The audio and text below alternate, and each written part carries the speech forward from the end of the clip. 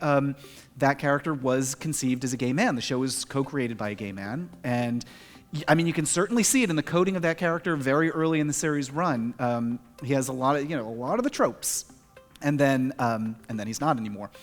In fact, Lisa Kudrow does she has an interview where she says she was reading the script before they all met, the cast all met each other, and she's like, oh, and there's a gay one. That's great. There's a gay character.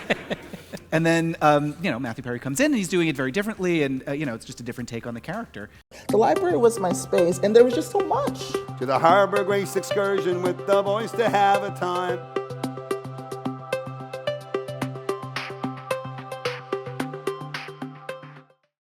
Congratulations! Thank you so Holy much. Shit, you won a Lambda. I did. You must be exhausted. It's been, it turns out June's kind of a busy month for the queers. Yeah.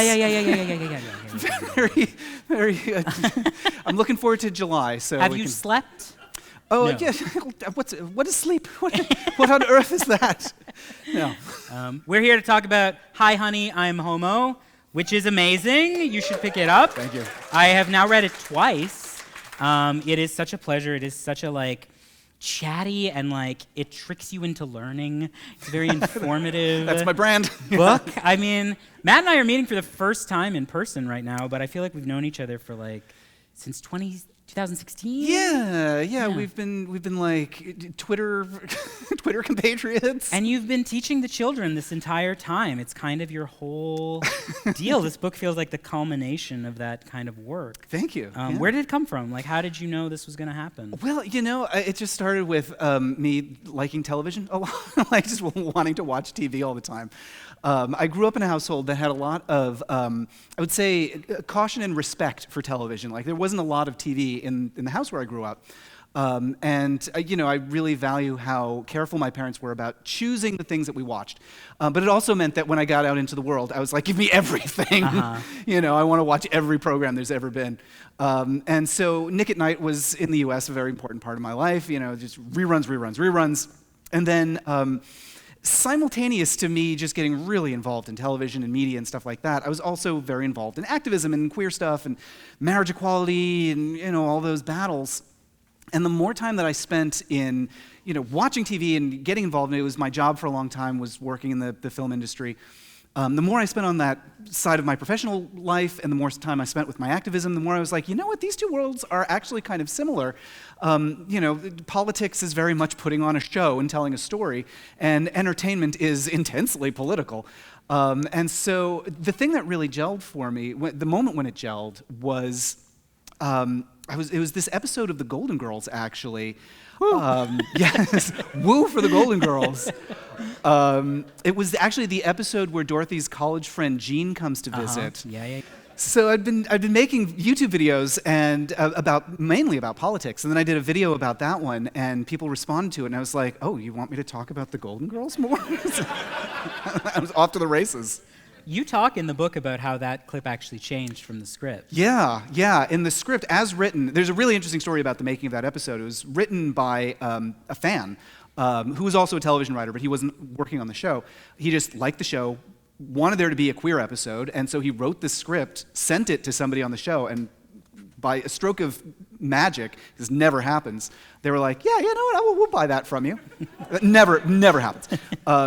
But it did this time. And so that line, Jean, the lesbian friend who's come to visit, played by the wonderful Lois Nettleton, she originally was, her line was, you know your friends better than I do. If you think they're sophisticated enough to be able to handle it, I just as soon tell them. And Standards and Practices, which is the part of the network that decides what you're allowed to say, felt that was offensive to homophobes. We don't want people who are homophobic to think that we're saying they're unsophisticated. Well, I mean, that is exactly what that line is about. I mean, there's no arguing that's what it is. And so they changed it. I think it works much better as written, but there's only so far they could go. I think that gets at kind of the heart of what your project is about. You have a line from Norman Lear very early on where you talk about how laughter is an intravenous. Yeah. And the idea that Golden Girls is a show being watched by homophobes that has to calibrate itself for homophobes so that it can teach them something. Yeah. your book is sort of like this hymn to this idea of like we can change culture through its art like this. And I think that's not a tension that everyone believes in. I have a friend who's talking about right now about like, has visibility made us any safer? And your book is about all the thousands of ways that it kind of has. Can you tell me about like what it is? And I think it's a particularly queer thing, this obsession with culture that we have, this sort of interest that you and I both kind of perform of like, let me tell you about where we have been in our history and how we can change from here. Yeah, it's true. And I do think that, it's not like a force field that will always protect us all the time, visibility, but I do think that it really moves the needle of public opinion. And in particular, I mean, that's a great question. Like, it does seem as though queer people are uniquely fascinated by culture and the making of culture, the behind the scenes of it, making it themselves. And I think that there are a lot of facets that go into that. I think that one is that it is a field in which there's a lot of permission to experiment with identity. So as creators, I think that a lot of queer people are drawn to the arts because it's a place where you can tell a story and make things up and play pretend. And I've interviewed, at this point, hundreds of people for my Sewers of Paris podcast, talked to a lot of queer people. And I often hear from folks who, even if they don't work in the arts themselves, they had some experience where they understood themselves when they drew a picture or acted in a school play, or, conversely, as an audience member, that they were consuming something that helped them understand themselves, that helped them see themselves in a way that they hadn't conceived of their identity before. You hold it, you encounter, it's sort of like, I guess, a funhouse where you're going around from mirror to mirror to mirror to see like which one reflects back, maybe not what I look like, maybe not outwardly what I appear to be, but reflects back something that looks familiar to me. And I guess, how did the mirror work? Like, what is the story of queers in sitcoms? Like, where do you feel like when you start that narrative, where do you start? I think it's really important to note that as long as television, or any medium whatsoever, going back thousands of years, going to cave paintings, queer people have been there making cave paintings. There have always been queer people, there have always been stories, whether we discern them or not. Obviously, with television in particular, queer people have been there since the beginning, but it was something that was very difficult to talk about because of, well, a lot of factors, social stigma in particular, and the rules about what you could put on television. And so there was a lot of subtextual indications. Every so often you might hear like a veiled joke. There's a really notorious, I guess, moment with, it's Bob Hope and I might be Danny Thomas or something. Not Danny Thomas. It's Danny Kaye. Doing some sort of routine with each other, and there's like one of them references going to Denmark, and it's like a Christine Jorgensen reference that if you know, you know. Wow, yeah. But usually it's something that's a lot more hidden and coded and crafty. And it's really not until the 1970s, for a variety of reasons. And there's a lot of reasons that things started to change in the early 1970s, and I'd say probably a good 3/4 of those reasons are Norman Lear. Sure, yeah. But this is actually... for people who don't know, can you just like tell them who Norman Lear is and like Yeah, why? gosh. So Norman was a television writer. He actually was also, he served in World War II, killed a bunch of Nazis. So good start to a career. But then Kill he came, some Nazis, this pride, everybody. Yes. No. We like him already. I don't work for the library. So Norman started his career in showbiz writing for like Jerry Lewis and for a lot of variety and anthology shows, and then he had an opportunity to create a show, to adapt a show that was a British program, bring it to the US. He really saw something in this show. I think it was called Till Death or Till Death Do Us Part. And it was really confrontational and aggressive in how it depicted real life issues, real families, people arguing as people actually argue, rather than, somebody died and they came back as a car, or, these silly premise-based sitcoms that were very popular in the US around that time.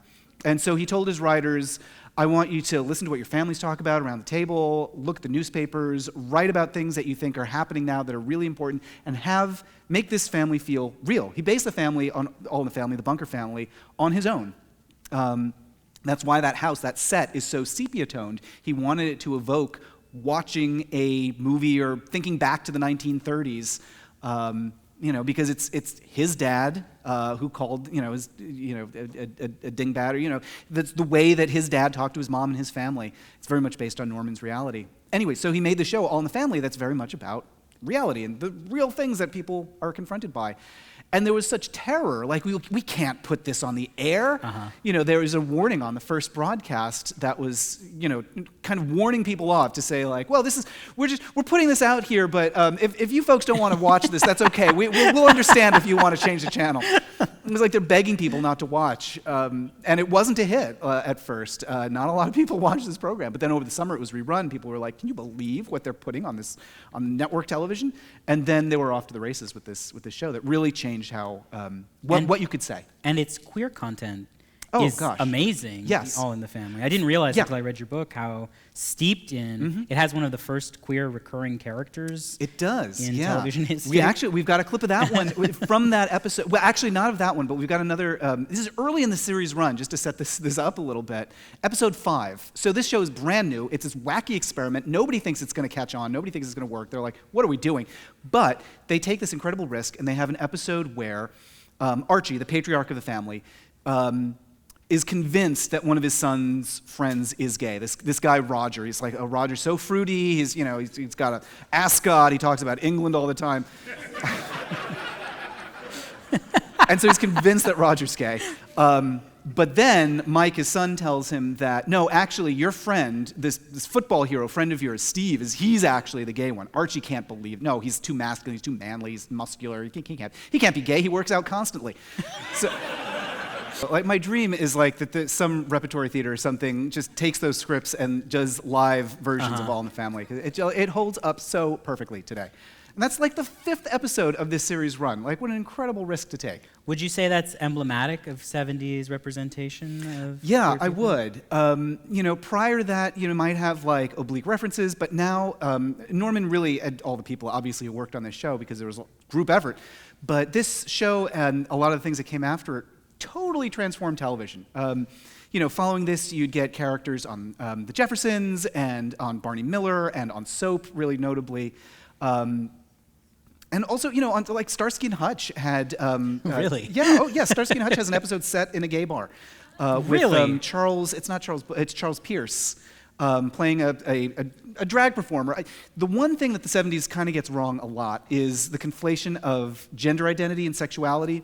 So there's this misunderstanding like, oh, well, gay men are all drag queens, and all drag queens are men who wish they were women, and there's just this total misunderstanding. It's like a subplot on Soap for like a long time. Right? Yeah. And to their credit, they course corrected on that. And a lot of shows did. There was a lot of activism around letting television know, letting these showrunners know, you missed. That's not right. And so they had to be very loud and sometimes scary to let them know that. But they fixed it. On Soap, they did a better job. On Barney Miller, they did a better job. And even, I'd say Starsky and Hutch, they've got this gay character, but they also have a gay politician who's very clearly a Harvey Milk reference. Wow. There's a gay cop character on that show. So, and then getting into the 80s, we've got a gay bar episode of Murder, She Wrote. Which expands expands what's possible on television at that point. It is insane. It is a gay bar that is staffed entirely by heterosexuals. Oh, this is the one where he's the straight drag queen. Yeah, Les Champignons, where it's the straight man who's like picking up work in a gay bar, and like the owner of the gay bar is a straight man. It's ridiculous, but they're trying. They're trying. I'm obsessed with the Murder, She Wrote episode where she's on the beach and she picks up a bottle and she goes, amyl nitrate. And one moment. Look, things get boring in Cabot Cove. You gotta spice it up sometime at the beauty salon. You talk a lot in the book about sort of the way the networks are really, and I didn't expect this at all, they're actually trying to triangulate somewhere between like the homophobes, but also a lot of attempts to stop them from the queer community who are protesting their work and worried about how the representation is going, and how often the response was like, well, then we just won't do it. And I found really interesting how much your book is sort of this archive of imperfect representation that is sometimes really cringy and sometimes really awkward, but is trying to do something, and how like that's so much better than shows like Full House, which we talked about, like ran its whole run without really, except that kid, that tap dancing kid. Yeah. They had a bow tie. That's as gay as it gets. Yeah. Yeah, it's true, and it's really. I think it's unfortunate that there's not a lot of activism like that today. It's something that I really I miss in a lot of. No, I wouldn't say like uniformly throughout politics and activism in general, but I would say in queer activism in particular. A really aggressive approach that I think worked great in the 70s. And it worked great because there was sort of an ecosystem of activism. Like you said, there were shows like Soap, for example, that would have a character like Jody, who it's clear that Played by Billy Crystal. Yeah. And really bravely taking this role. And actually, he was scouted for that role. He was cast in that role by Michael Eisner, who we now know from running Disney for a long time. But Michael Eisner saw him, I think he was at Paramount or maybe ABC at that point. He saw him in a comedy. He saw Billy Crystal in a comedy club. And he's like, hey, this guy's good. Let's get him in for some meetings. And the rest is history. Anyway, so this character is gay, but he also wears a dress sometimes, and sometimes he says, I'm a woman. Sometimes he says, I've always been a woman. Sometimes he says, I'm only getting he uses the term sex change, which obviously we don't use today, but he uses that term to say that, and he's only doing it so that he can marry his boyfriend. It's very unclear what his actual deal is until they figured out, this isn't working. We don't know what's going on with him. Billy Crystal himself said that he didn't like the way it was going, and they fixed it. They made it better. Unfortunately, times being what they were, he had more girlfriends than boyfriends across the run of the show. And very frustratingly, he never says the word bisexual. He has relationships with men, he has relationships with women, he has a child, and he talks about his confusion, and never once is the possibility raised, well, perhaps you are attracted to more than one gender. Just seemed to be impossible at that time, I guess. Anyway, but the activism that really made that possible was, first of all, there were people who were loud and noisy and frightening, who, when a show really messed up, for example, Marcus Welby, MD, had a really toxic episode where this man tells his doctor that he's gay, and the doctor's like, well, you're just going to have to resist these impulses if you ever want anyone to respect you. I mean, but also, not uncommon to get advice like that from a doctor at the time. So this is aired, this broadcast, and this organization in New York, Gay Activist Alliance, they're fed up, and so they invade the offices of ABC. They sit in. They're like, we're not leaving until you listen to us, until you hear our demands. And then, to their surprise, the executives are like, okay, sure, what do you want? They were not prepared for that, and they actually didn't have any demands. But they learned from that, and then later on, there were other organizations like Lesbian Feminist Alliance or Lesbian Feminist Liberation, were much more organized. They had the foresight to actually write down what they wanted. When they Lesbians get the job done, exactly. Don't they? It's I always say it's like the Mr. Rogers quote about like when something goes wrong. My advice is when something goes wrong, look for the lesbian with a lanyard. Yes. That is who will help. But so Lesbian Feminist Liberation interrupted the Dick Cavett show. They had a written list of what they wanted to say. They knew exactly what they were doing. And so the lesson that came out of the 70s was you've got the scary queers who can frighten the executives into listen. You've got the organized ones who are a little more, who will take a meeting. And then you've got the folks on the inside who are, at that point, either if they're executives, they're almost certainly closeted, or if they're out, they might be at a lower level, but they'll at least, they won't throw the letter away. Mm-hmm. So when you've got this sort of triangle of what I call the negotiators, the ones who will explain their position, the rebels, and the insiders. When you've got all three of those groups working in concert, then you can get a lot done. That really happened by the end of the 1970s, and I think we've kind of lost that today. Yeah, but the flip side of this is an effect I think a lot of people in this room are familiar with, which is like, there's a moment you quote a critic who complains that like gays went from being like fully perverts and freaks to the most over-adjusted community. Yes. On television, yeah. Where they were just like, they were the ones who had it together, and everyone is reacting as they come out to this sort of like the straight people are still centered by the narrative, and we have this sort of like idealized representation. Yeah, it's true. And what's so funny is that complaint is from the late 1970s, but it also sounds exactly like somebody complaining about Modern Family. Sure. Like, oh my God, these guys are perfect. I mean, they're not. They are flawed human beings, but we do get very well-adjusted, over-adjusted is the term that this columnist uses. Is perfect, the model minority, basically. And I think, the pendulum swing is kind of corrected by the time we get to a show, for example, like Schitt's Creek, where we have David, who is complex and deeply flawed for a lot of the show's run, but also, he is somebody who is queer and has no problem with that. He's well-adjusted when it comes to the queerness and a mess in other aspects of his life. And so, I think that's a good place to land. But for a long time there was this thing of like, well, if we're so scared of people complaining that we're only going to put somebody gay on television if they're, immaculate. This kind of all changes in the 80s, right? Yeah. When the AIDS crisis becomes an issue, and suddenly gay people are dangerous again. And Golden Girls does its episode where Betty thinks she's HIV positive. Yeah. And then it all shrinks again, would you say? Or we start, like, what's interesting to me about your book is how often it's amazing where queer representation got by the end of the 70s, and then it all washes out again. And then it happens again in the 2000s. And Yeah. Well, like every bad thing that has ever happened, it's Reagan's fault. Right, yes. So I would say the election of Ronald Reagan, yeah, sure, yes. Rot in hell, Ronald Reagan. There were a lot of great things happening. There were actually a whole bunch of gay sitcoms planned for the early 80s. There was one called Adam and Eve, YVES, that was about a gay couple that just went nowhere. Would have been amazing if that happened.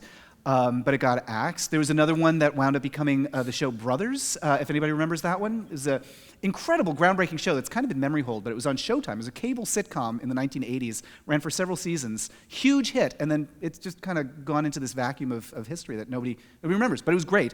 But it had to go to cable. It couldn't be on network TV because there was this conservative signal that Americans didn't really want to see, or television viewers didn't want to see anything too edgy or weird, and we've got to return to this nostalgia of the 1950s. That's why I think Full House's theme song says "Whatever happened to all that stuff." Yeah. So you see a few shows that are brave enough, like Designing Women had an HIV episode, a gay character on that. Golden Girls really stuck their neck out with a lot of queer characters. But often you see the gay character, especially in the 80s, as the noble, and I hate to use this word, victim, but there are these characters who are just like very, who are dying with great dignity. And that's just the story of queer people in general for the 80s. And then things shift into the 90s for, I think, a lot of reasons. One is because there is more queer joy that we're just seeing in real life, especially around the election in '92. That brought a lot of queer attention to queer issues, for the people who were making television, and so they started to pay more attention to the other aspects of gay people's lives. I say gay because mostly it was gay men who were getting the attention at that point. You talk about how Cheers was basically saved by its gay episode. Yeah, remarkably. A lot of the shows that we think of as hits were not. All in the Family really struggled, Will and Grace struggled, and Cheers struggled. There's this incredible promo for Cheers when it was first premiering. I mean, now it's like this iconic, one of the greatest shows ever made. But the promo that they have for this new show is this woman, and it's not a cast member, it's just some random lady who turns to the camera and she says something like, you probably think the smartest, funniest, best show on television is going to be on CBS. Or maybe you think that the wittiest, most attractive people are going to be on ABC. Well, no, they're on NBC. And then she says, that's right, NBC. This was NBC's own ad. But the network was really in the toilet at that point, sorry to say, for a variety of reasons. One of them was the show Super Train. Does anybody remember Super Train? It was the Love Boat, but on a train. And No. Yes. One of the most. Where did it go? Did it always go the same place? I think it was like a cross-country, like supersonic nuclear train or something like that.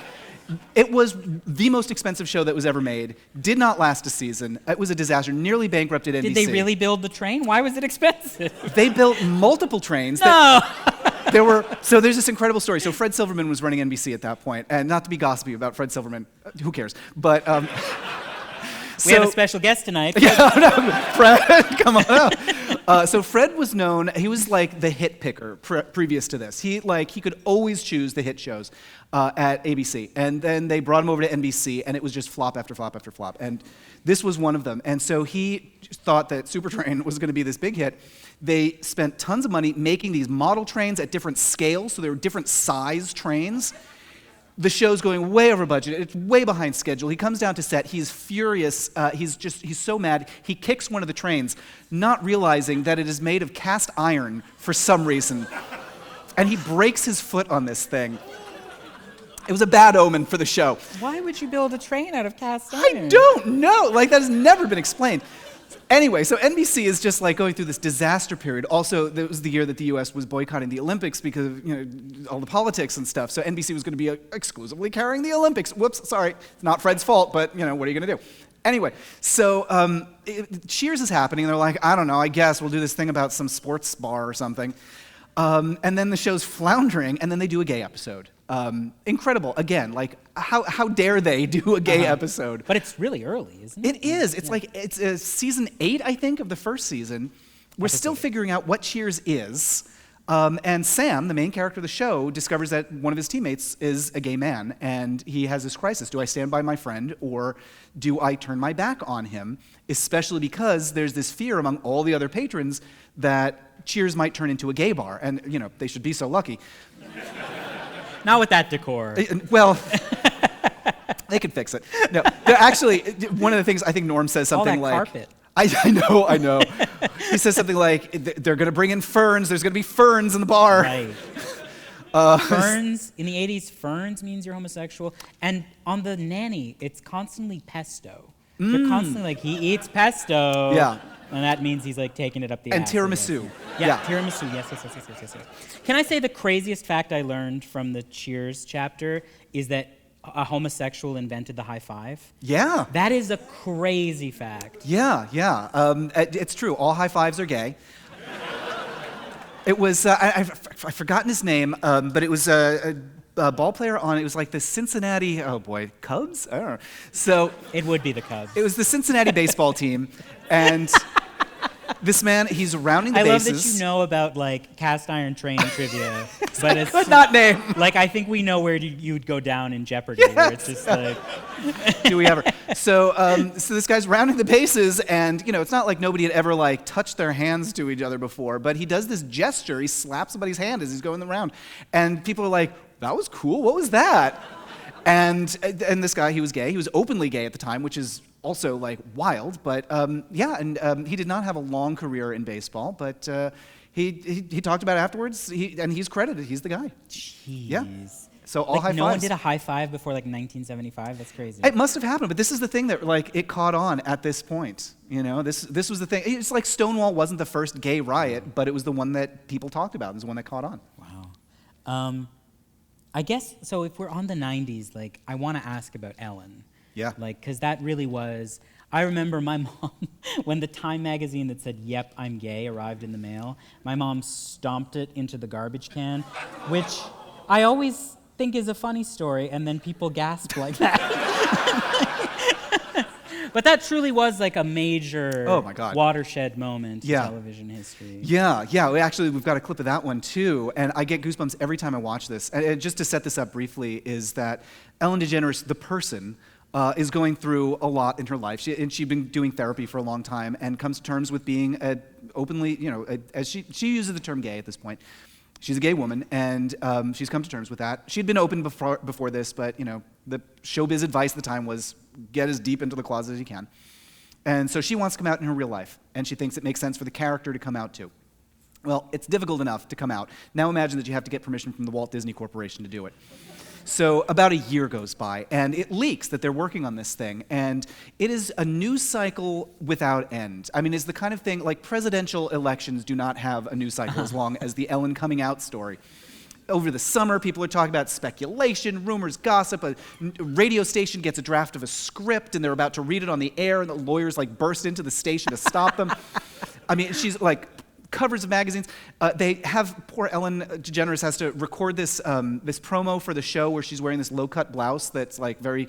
There's a lot of décolletage, and she says, "Oh, all those rumors about me coming out, that's what they were talking about," which is funny, but like they're making light of it. But it's also very stressful because she just wants to tell people the truth about herself. My favorite that you talk about is the Rosie O'Donnell interview. Oh my God. Yeah, she goes on Rosie O'Donnell and they talk about being Lebanese, and she's like, oh, the character discovers she's Lebanese. She likes Baba Ganoush and she likes Casey Kasem. And Rosie O'Donnell is there being like, I like Baba Ganoush too. We all know what these women are talking about. It's this ridiculous theater that they have to do because those are the rules of the time. And so finally, after a year, she gets permission to come out publicly as a person and come out on the show. I mean, I remember that moment when I was watching television. I literally leapt off the sofa, sat back down, stood up. I didn't know what to do with my body.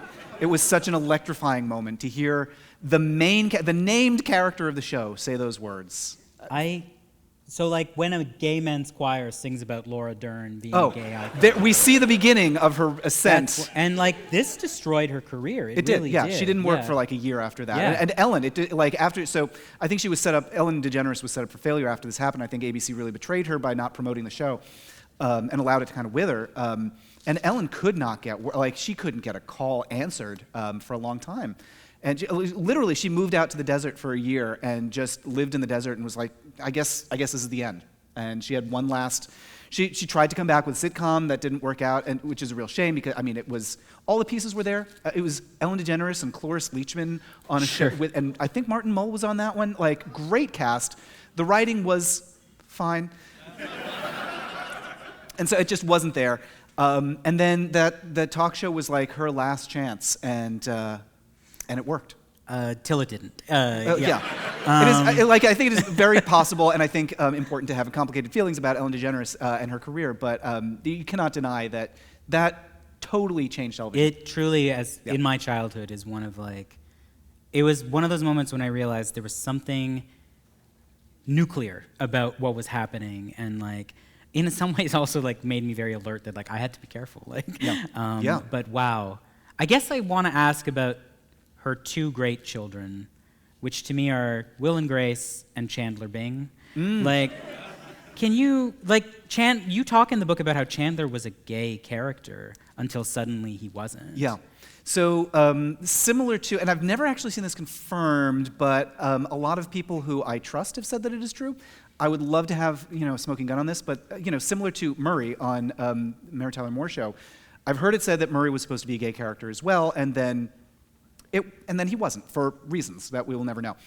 Same thing with Chandler Bing.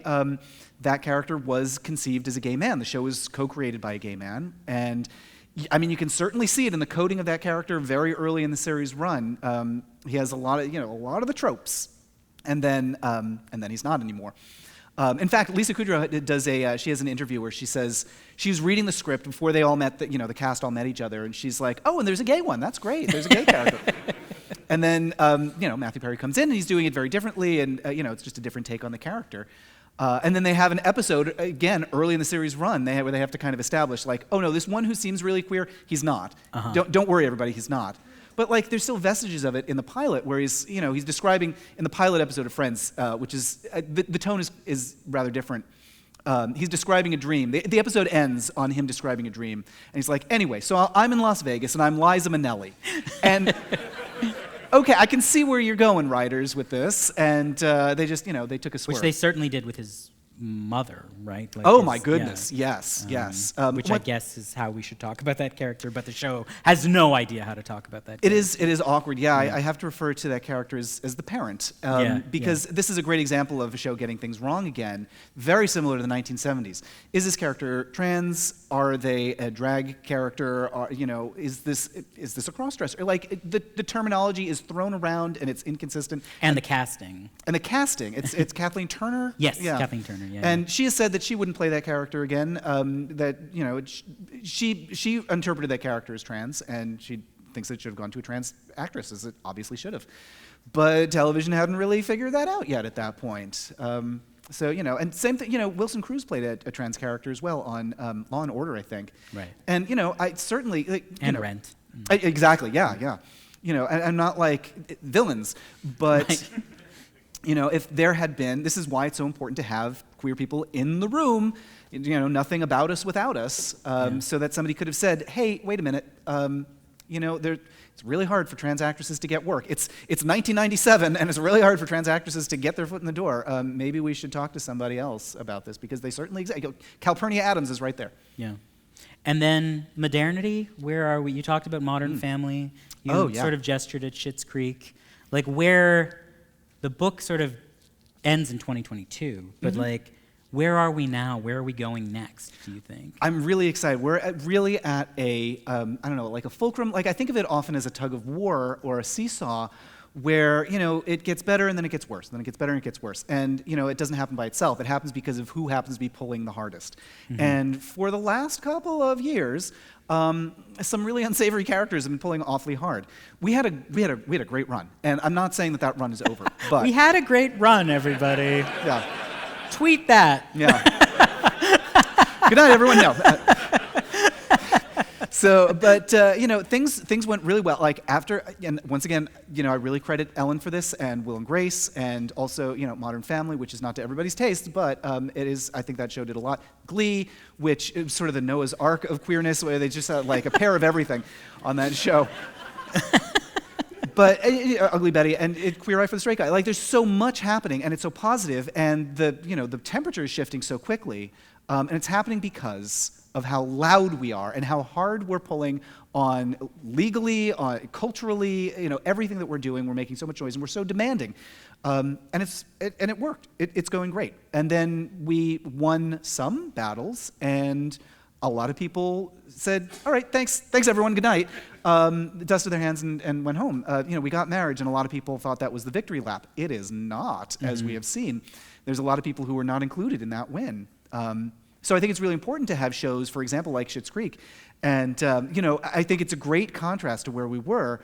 So I think what's so great about that scene is that it is not David who is in crisis. It's not him trying to, how do I tell her, and what do I say, and what am I?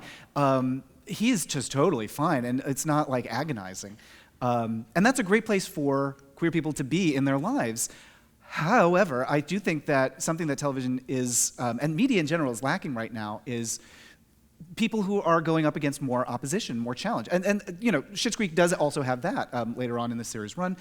Patrick is very conflicted about how to communicate with his parents and stuff like that. But there was a period where we were really, I think queer people were very motivated by seeing our struggle being depicted. And because things got a little easier, and also because television has become more sensitive, and no show wants to be the homophobia hour. Right. We don't have those depictions as frequently, and I think we don't have the models for it anymore. I keep trying to get through It's Always Sunny in Philadelphia, because I've seen that episode where he dances his feelings. Yeah. I think we've come to a weird bend in the road, and I can't quite see around it yet. It really depends on organizing. That's really what it comes down to. Yeah. Organizing and not being afraid to be obnoxious. Sorry to say, they complain about, they're going to complain that we're shoving it down their throats anyway, so let's really shove it. Hell yeah, be obnoxious.